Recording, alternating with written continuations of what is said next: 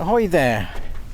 This week we've been sailing in an 8-strong fleet of GP14s, part of the GP14 Association Cruise Week, and we've had the pleasure of a mothership just keeping an eye on us, making sure we're safe in case of any incident.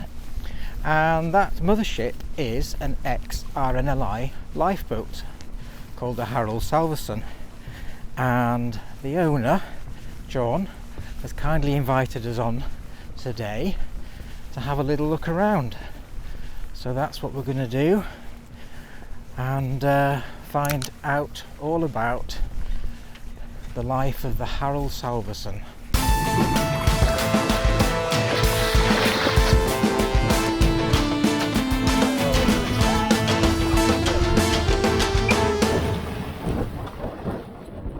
Hello. Permission to come aboard, sir. Welcome aboard the Salvesen. Thank you very much. This is one of the historic lifeboats that we keep floating and keep going year after year. Built in 1973 by a firm called Groves and Guttridge in the Isle of Wight. The boat is really as it was when it was first built. A few additional items like the table here and the camping stove wouldn't have been part of the job. The instrumentation is all original, save of course for charts plotter. Original radar down below. The radar operator would have sat in his chair down here. And you might notice the old-fashioned RDF, what was it do? It used to send out a ping out to try and the directional finding equipment. And a man would have sat down here in front of the machines down there and watched to try and find out where the casualty was. Very primitive. Radar was introduced really in the 70s. This is it's all still in working order. We've got the original telecom system is there, but that has been, when it was sold out of service, that was disconnected, so I can't use channel 0 for lifeboat operations. But this area is pretty well as it was. The engine room is the next section forward. Again, that is pretty well as it was when it was built. The original engines, they're two Ford Thornycroft 4-cylinder 4-litre diesels, and they will run at about 2.5 gallons of diesel per hour. And I've got a 90-gallon tank, so I've got a pretty big range.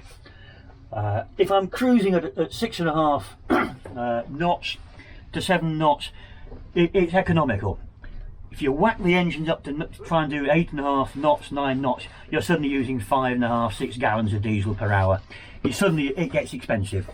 So how long have you had the boat? I bought the boat about 19 years ago, if only because I had been sailing GP14s and flying 15s, and it began to hurt. 2 or 3 days sailing, it hurt. Yeah.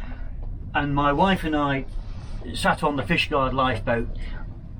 I sat on the up 5 bridge and I thought, wouldn't it be fun to have one of these?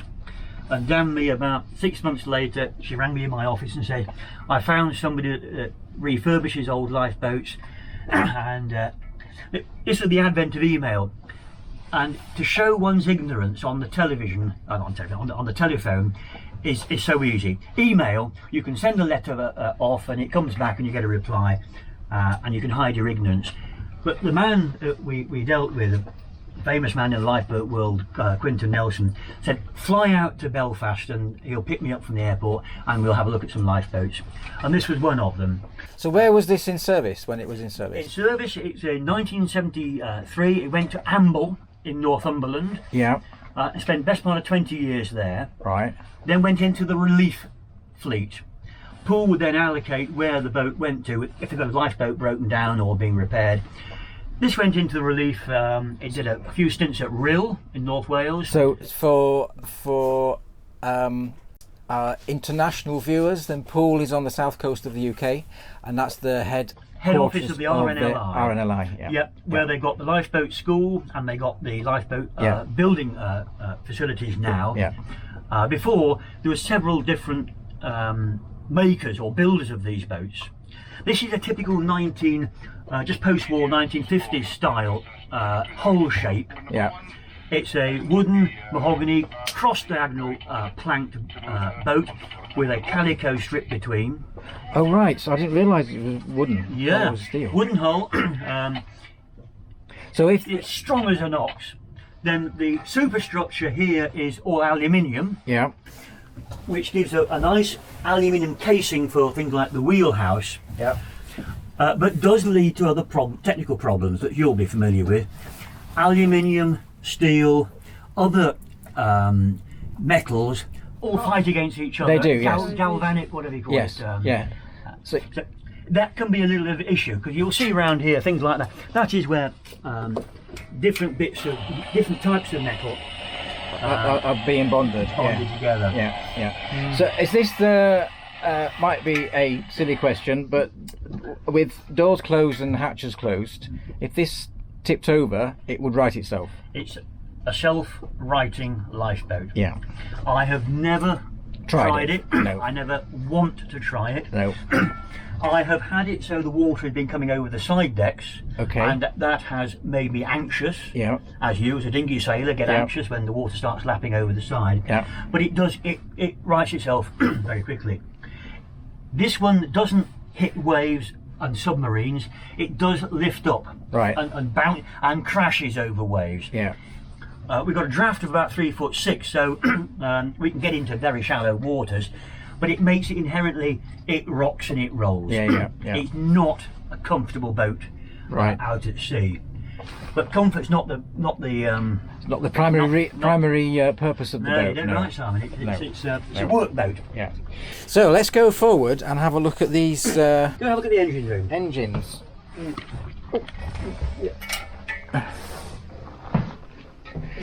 So you see, one is nicely painted blue.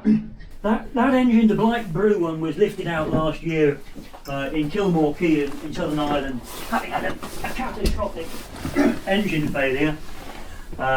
This is the other engine. They are consecutive engine numbers, serial numbers, and again they are original.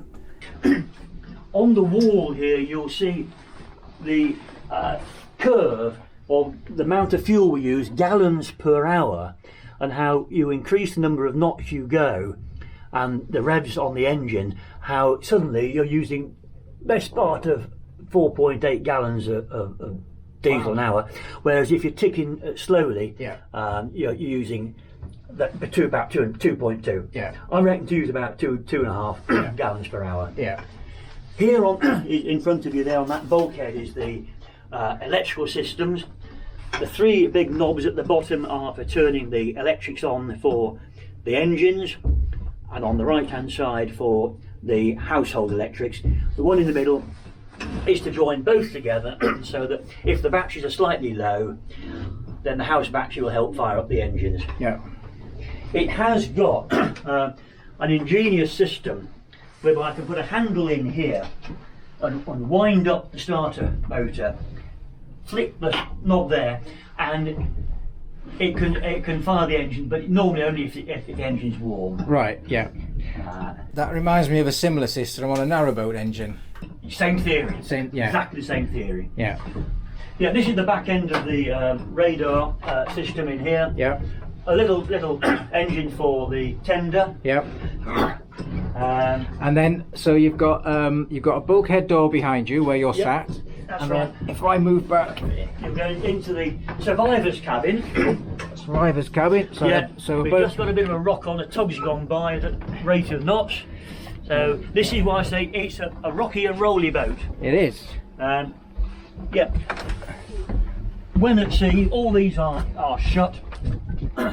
And on the back of this door is a ladder where the poor old survivors that we just rescued would climb down in here and sit on wooden benches. Yeah. Okay. This has all been kitted out So we've for got benches either side, of course. for overnight sleeping. Yep. It's fine for a week or so, but any longer than that, you want a really good shower and a good wash. Yeah. Sure. Um, Yeah. Yeah. So this is where the survivors would have sat until they got ashore. Yep. Behind you is what was the chain locker. Yeah. That's now been opened up, so we've got 2 extra berths in under the forepeak. As you can see, it's been used simply for storage now. Yep. Since I'm here on my own this week, I'm afraid I'm slightly disorganised and That's all I right. haven't put things away for you. So I should mention that John has been kindly chaperoning the GP14 fleet this week. This is as I mentioned at the start, the cruise week for the GP14 Association. We've got 8 boats, 15 sailors, and just so John didn't feel redundant, you had a job to do, didn't you, on our first sailing day? Very first day sailing. Yeah. One poor soul, his spinnaker pole was under his boom and it just nicked the top of his head. Yeah. By God, he bled. Yeah. And what a mess he was. The blood stuck in his grey beard and it looked horrible. I was slightly concerned, I have to say, that there may be more damage than just a superficial cut. Yeah. But we towed him alongside. Yep. Got to I chucked some lines out to him. Did a typical lifeboat tow up to the next beach up at Loredi, where we got him ashore. Yep. Got him cleaned up, and it stopped bleeding, and he was fine. Yeah. Shaken but fine. Yeah. And he did sail back in the afternoon. And he sailed back in the afternoon. Yeah. But jokingly, I did say to him at supper, "I'm claiming salvage of your boat." Yeah. Don't forget to take that home at the end of the week, And of take course. it, but he did then say, "Well, I'm sorry, but the trailer and the trolley don't come with it, so you'll have to carry it." Sure. I've given him his boat back now. Oh, such a kind man. It's a kind man. But that's the interior, really. Original intercom for survivors to talk to the coxswain. Yeah. This is part of the mechanism. There's a foot pedal outside to work the electric winch, which is essentially just above us here. Right. That's still in good working order, although it is not easy to use. What else have we got in here? So, shall we have a little look? So you mentioned that the winch outside. Shall we have a little look on deck? Let's have a look outside. It's not the best weather for looking outside. It isn't the best weather. We'll have a brief scoot round outside. Then we can fire up and head off.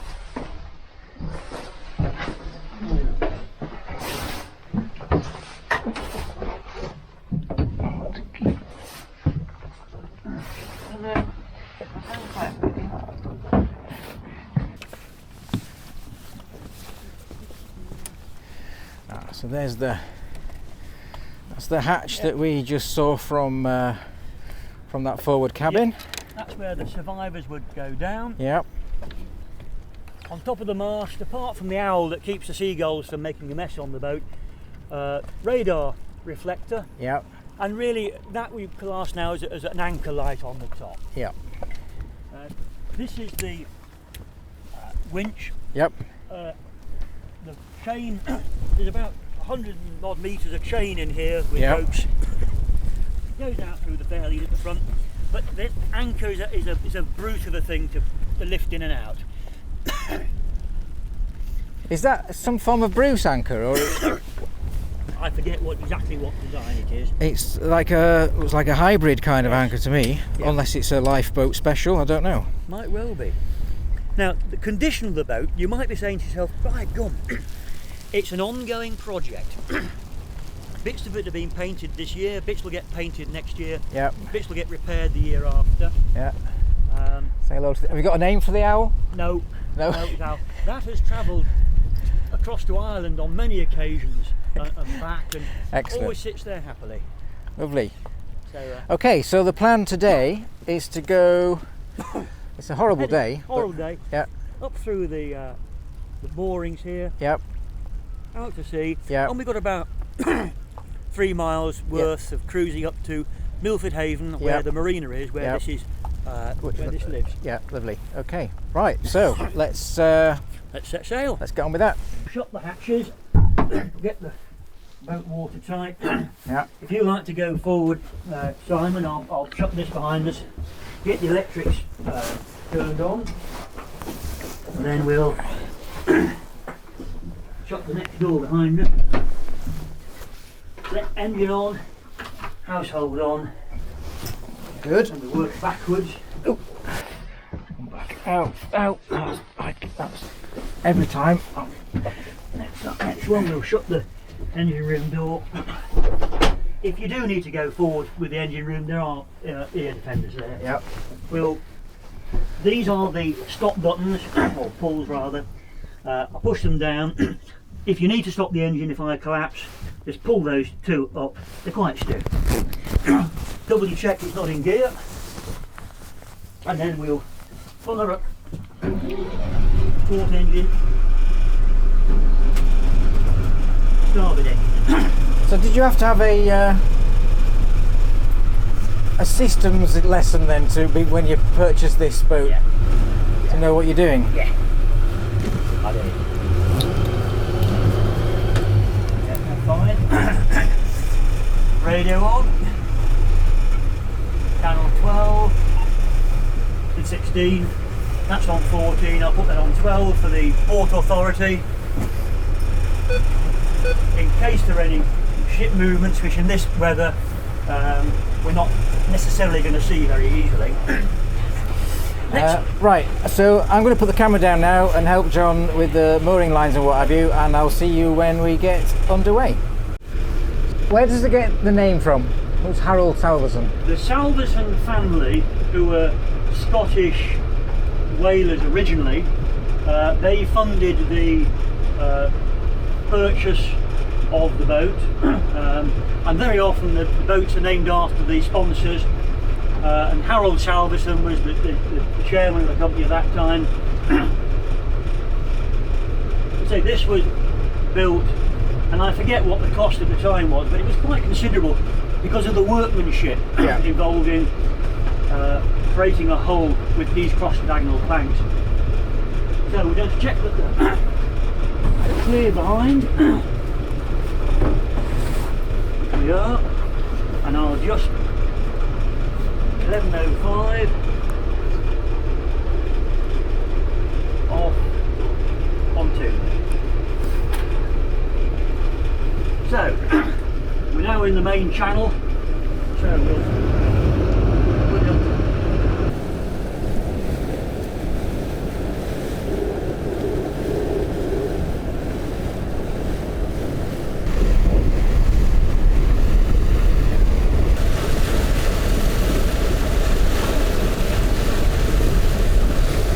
What's the length of the boat? 37 foot 6 inches. What's that in metres? So that's about 11-ish, 11 and a bit. Right, okay. So I tend to cruise along at 1200 revs, which is a comfortable noise level and an economic speed for the boat.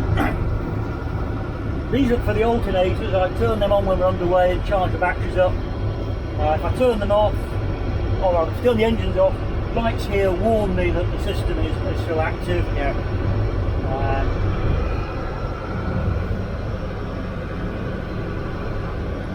Old get sounder, redundant.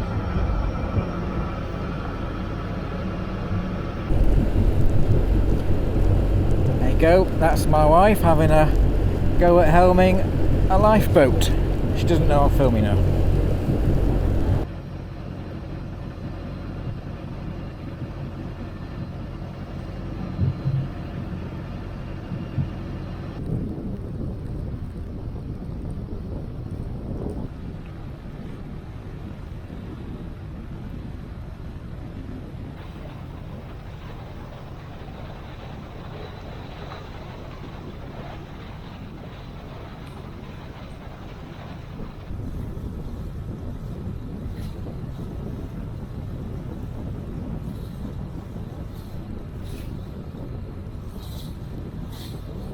How much maintenance hours does this give you then?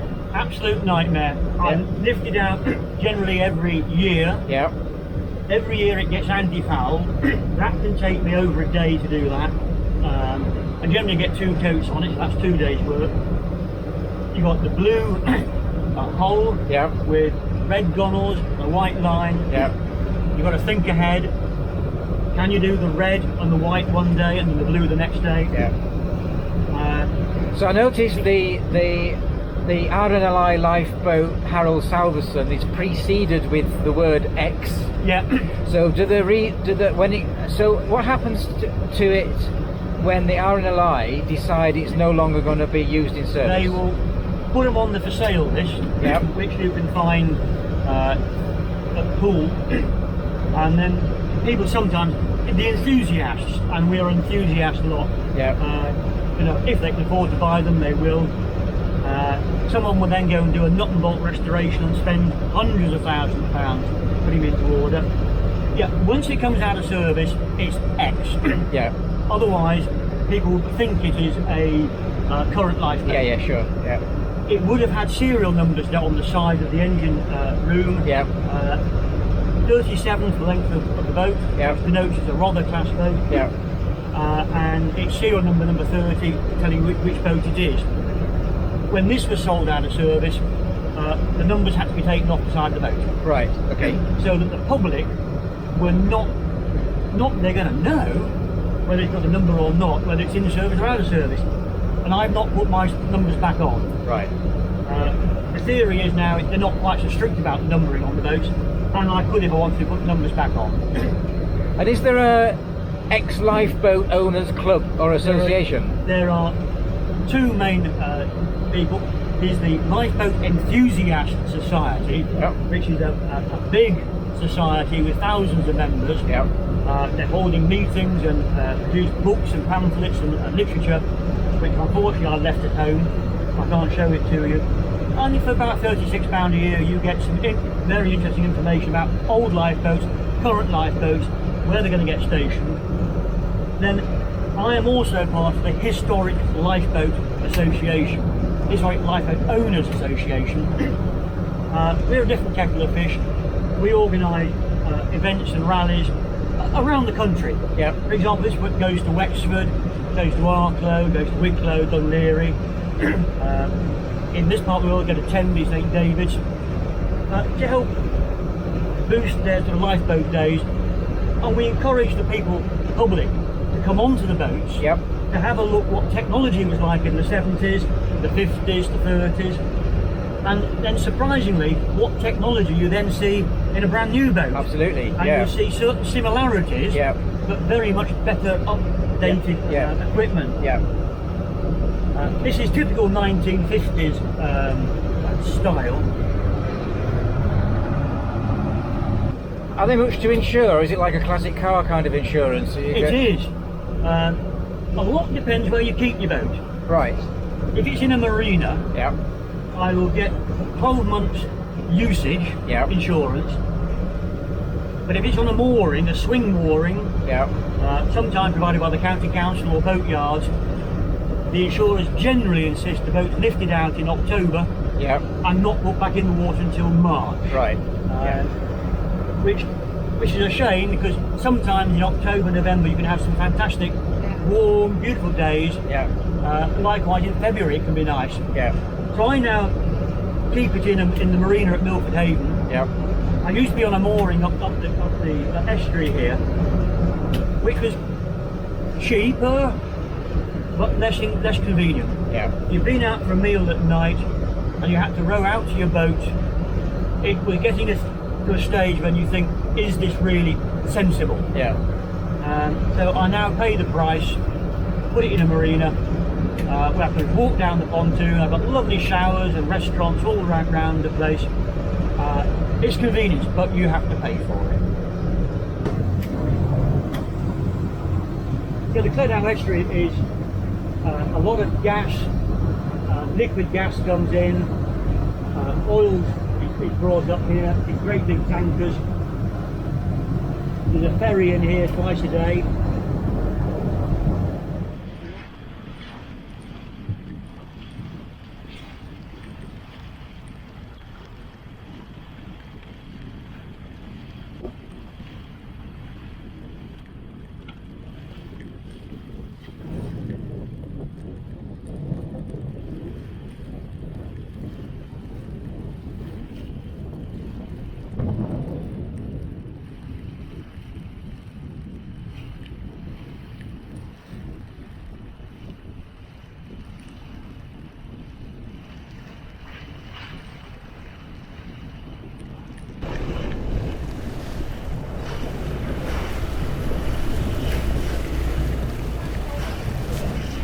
Right, we're going through the first gate.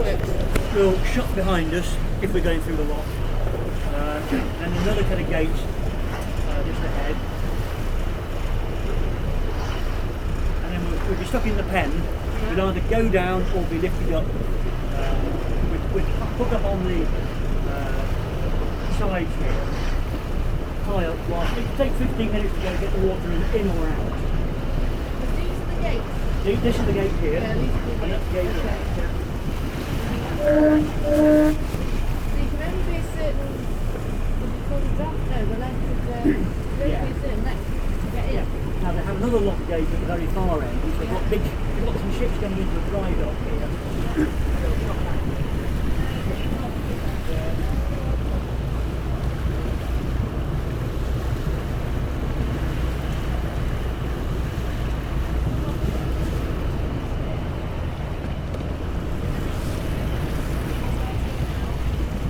Yeah, keep the water in, then we'll lock out. Yeah. Then Okay. When you're moored, are you in between two boats or you're alongside? we've got a pontoon your side, Yeah. and I aim for the pontoon. I don't worry about the boat on my left hand side. Okay.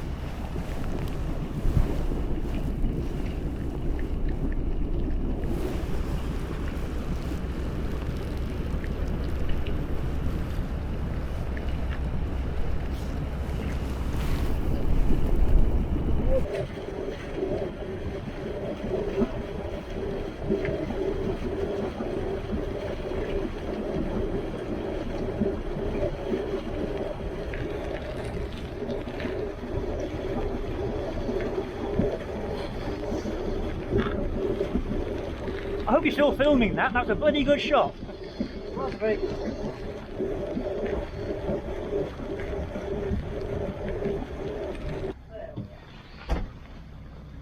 How was that? It was great. Loved it every minute. Thank you. Dry.